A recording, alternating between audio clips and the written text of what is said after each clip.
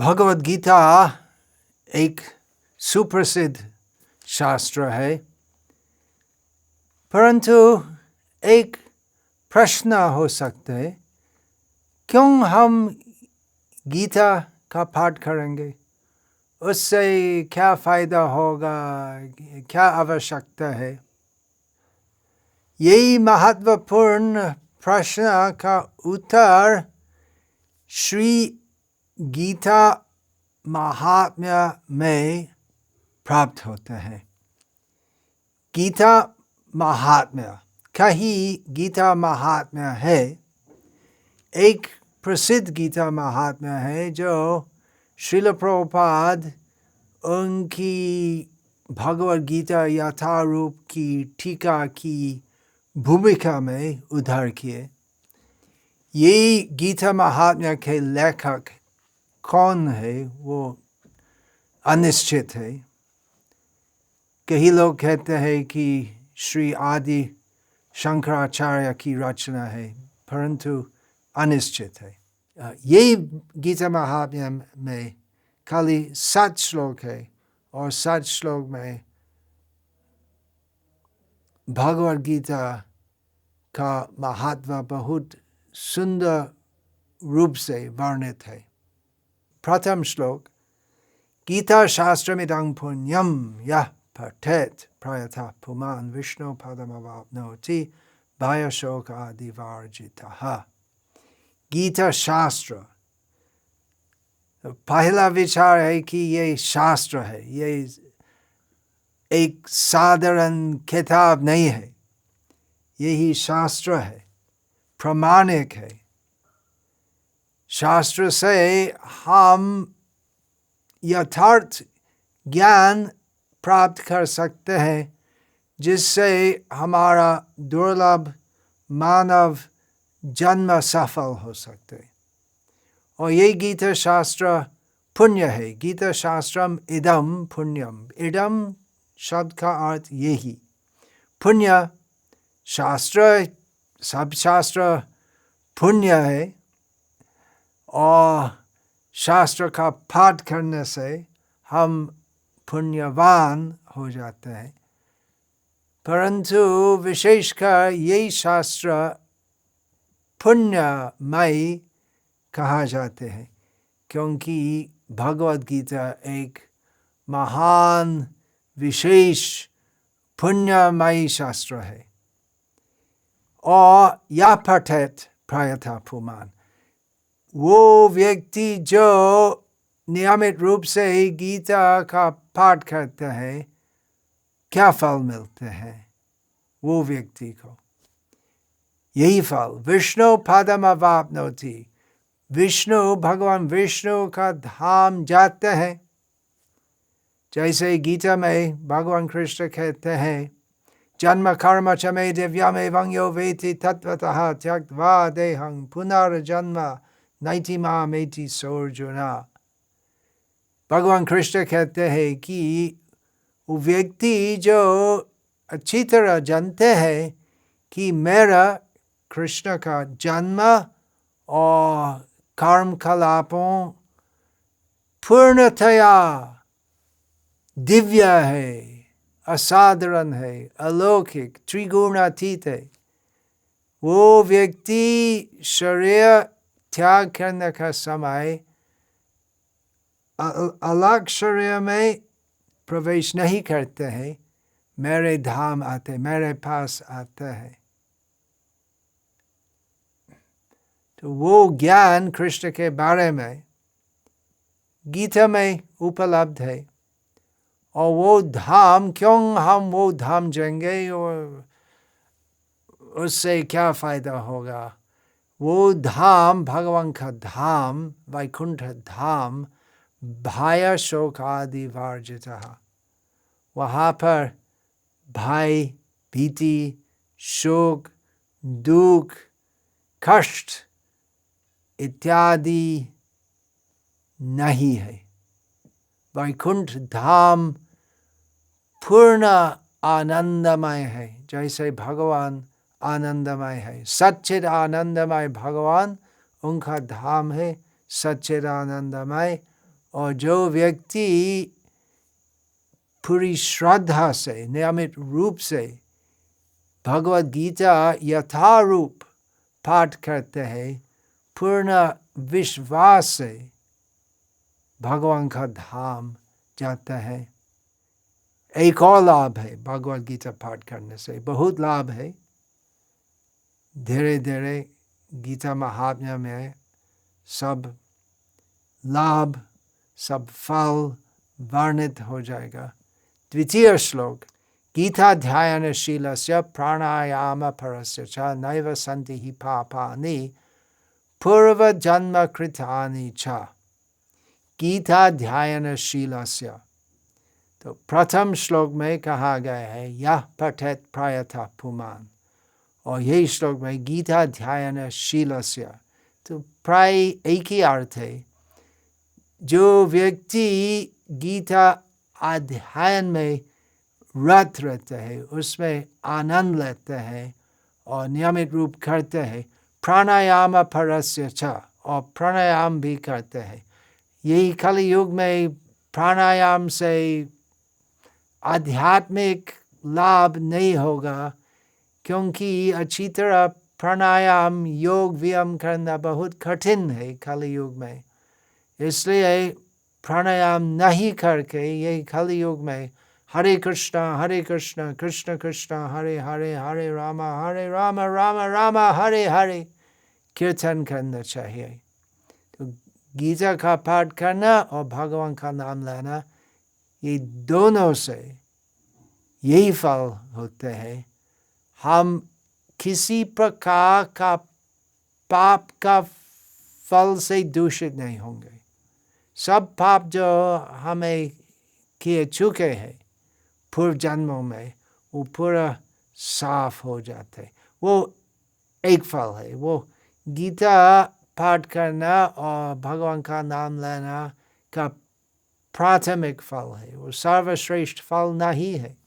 सर्वश्रेष्ठ फल है कृष्ण प्रेम प्राप्ति।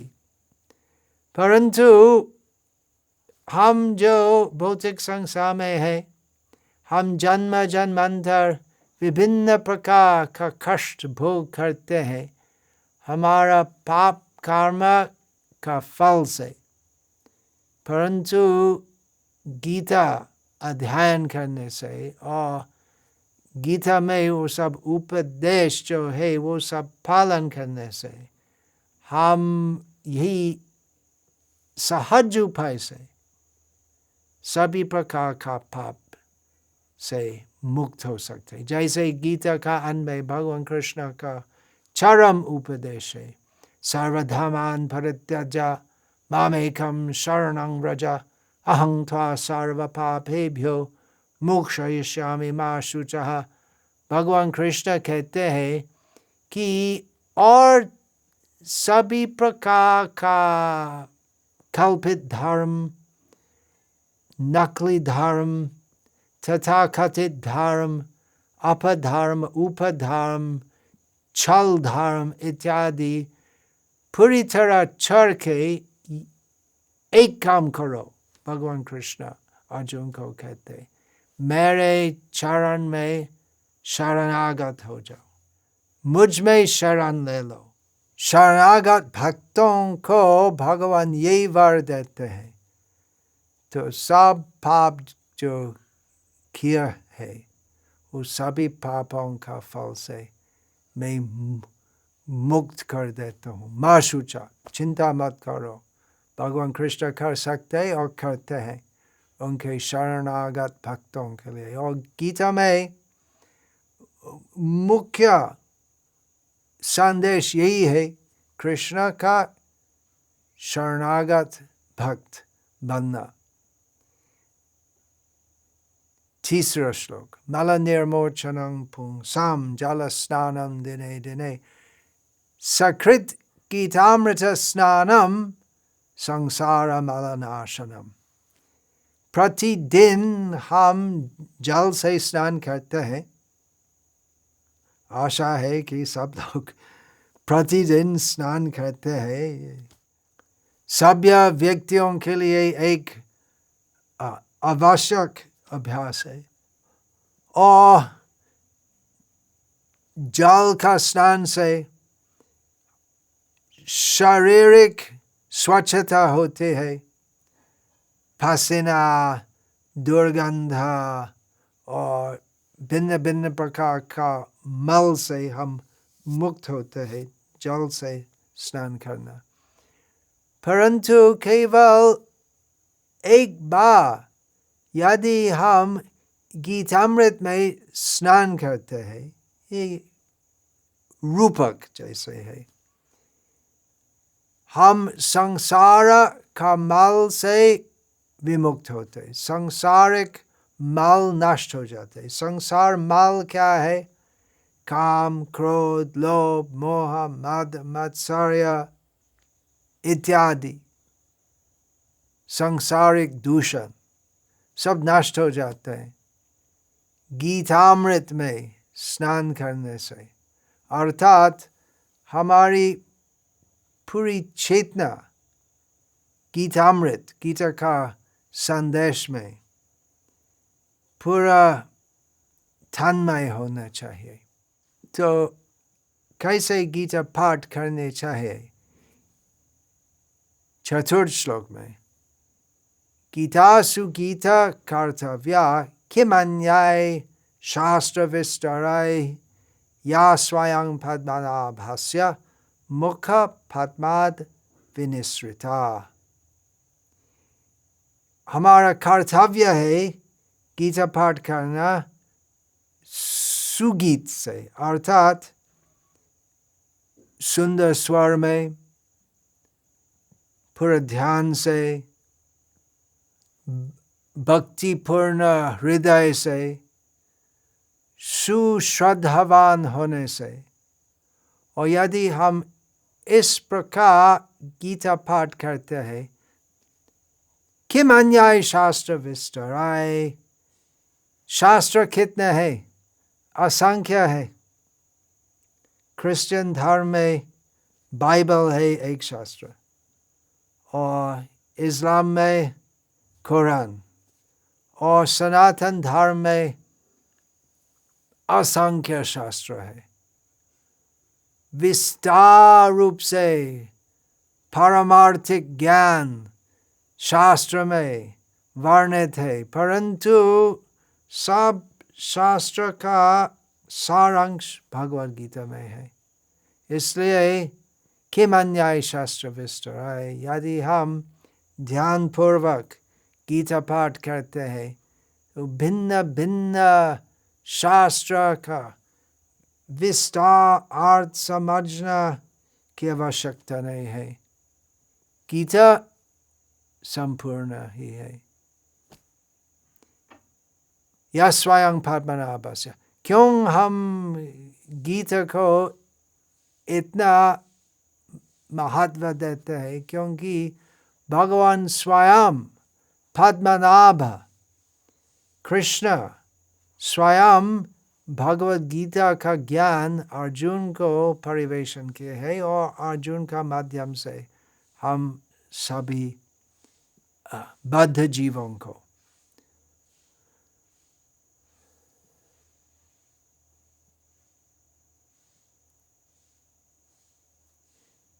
पंचम श्लोक भारतामृत सर्वस्वं विष्णु वक्ता, भारतामृत सर्वस्वं विष्णु वक्त्राद् विनिसृतं गीता गंगोदकं पीत्वा पुनर्जन्म न विद्यते।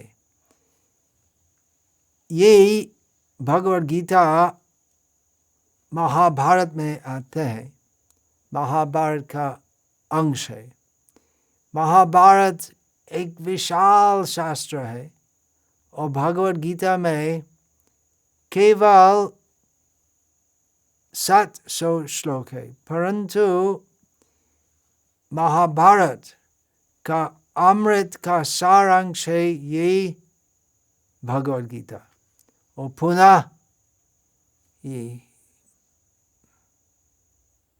पुनः गीता महात्म्य के लेखक कहते हैं विष्णु वक्त्राद् विनिसृतम, जोर देने से दूसरी बार कहते हैं कि ये भगवद गीता भगवान स्वयं का श्रीमुख से विनिश्रित हुई, इसलिए भगवद गीता सर्वश्रेष्ठ शास्त्र है। गीता गंगोदकं पीत्वा पुनर्जन्म न विद्यते। गंगा का जल पीने से हम पवित्र होते हैं, और ये गीता जो गंगा जैसे है, ये जल, ये अमृत, गीतामृत पीने से क्या होता है? पुनर्जन्म नहीं होगा। गंगा भगवान का श्री चरण से आते हैं, और भगवद गीता भगवान का श्रीमुख से आते हैं। गंगा बहुत ही महत्वपूर्ण है आध्यात्मिक संस्कृति में, वैदिक संस्कृति में, परंतु गंगा का महत्व इतना महान होते हुए भी गीता का महत्व और भी अधिक है। गंगा स्नान करने के लिए, गंगा का जल पीने के लिए गंगा के पास जाना पड़ेगा या वहाँ से बोतल में लाना पड़ेगा, परंतु किसी भी समय में, किसी भी स्थान में, किसी भी अवस्था में हम भगवद गीता का ज्ञान से लाभान्वित हो सकते हैं। श्लोक 6। सर्वोपनिषदो गावो दुग्धा गोपालनंदनः पार्थो वत्स सुधीर्भोक्ता दुग्धं गीतामृतं महत्। ये एक उपमा है। वेद शास्त्र में ज्ञान खंड है उपनिषद शास्त्र, जिसमें वो सर्वोच्च आध्यात्मिक ज्ञान संकलित है, परंतु उपनिषद की भाषा बहुत कठिन है, बहुत सूक्ष्म विचार है उपनिषद शास्त्र में। यही श्लोक में कहते हैं कि सभी उपनिषद एक गाय जैसे है। वो गाय से क्या प्राप्त होते? दूध। दूध निकालने के लिए दूध निकालने वाले होने चाहिए। तो सर्वोपनिषद और गावो, गीता एक गाय जैसे है, और वो गाय सब उपनिषद का उपदेश है। और दूध दोहक है, दुग्धा गोपालनंदन। कृष्ण का नाम है गोपाल, और वे गोपाल नंदन भी है, क्योंकि उनके पिताजी नंद बाबा वे भी गोपाल। तो गोपाल नंदन कृष्ण गोदोहन करते हैं, और दूध निकालने का समय गाय से, पास में गाय का वत्सा रखना चाहिए, और प्रेम से, स्नेह से वो गाय और भी दूध देंगे, और बहुत प्रसन्नता से देंगे। तो वो वत्सा, ये उपमा में वत्सा है पार्थ अर्जुन, और वो दूध कौन पीते हैं? सुधीर, जिनके मन धीर है। धीर कौन है? गीता में कृष्ण कहते हैं कि देहिनोऽस्मिन् यथा देहे कौमारं यौवनं जरा तथा देहांतरा प्राप्तिः धीरस्तत्र न मुह्यति। जन्म लेने के बाद हम कुमारावस्था, युवावस्था, वृद्धावस्था और अंत में मृत्यु प्राप्त होती है। और ये सब दैहिक परिणाम में धीर, जिनकी बुद्धि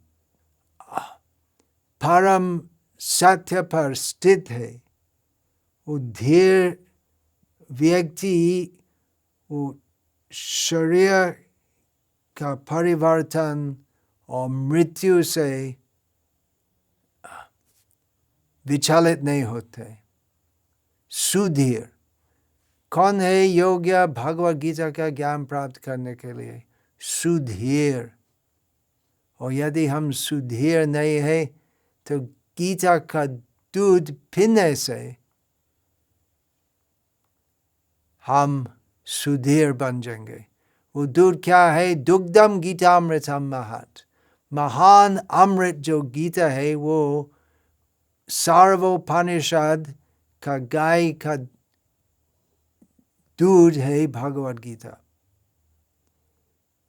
अर्थात सब ज्ञान जो वेद शास्त्र में है उसका उपसंहार, उसका सारांश बहुत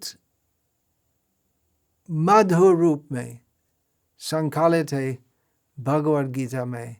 और वो ज्ञान जिसका प्राप्त करना बहुत कठिन है, हम बहुत आसानी से प्राप्त कर सकते हैं भगवद गीता का माध्यम से।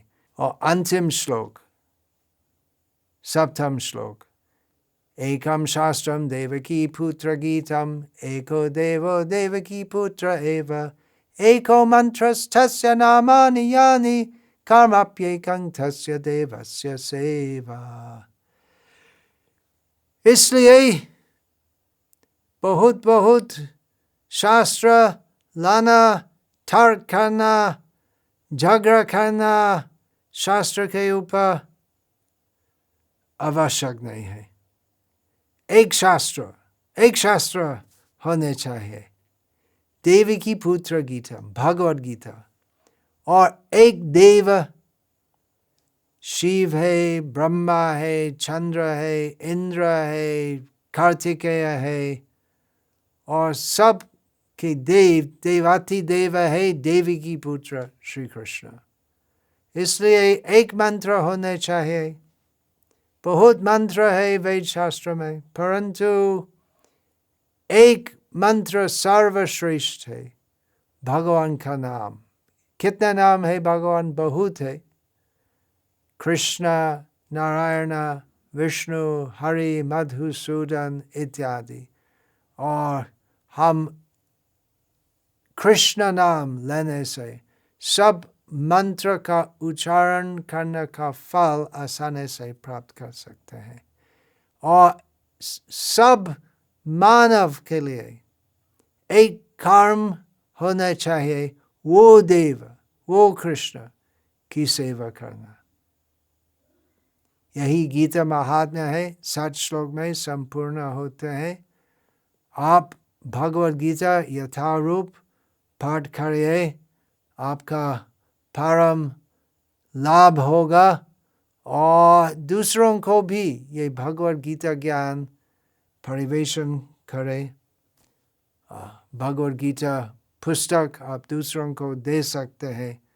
इस प्रकार भगवद गीता भगवान की कृपा से आपका जीवन पूरा धन्य हो जाएगा। अच्छा।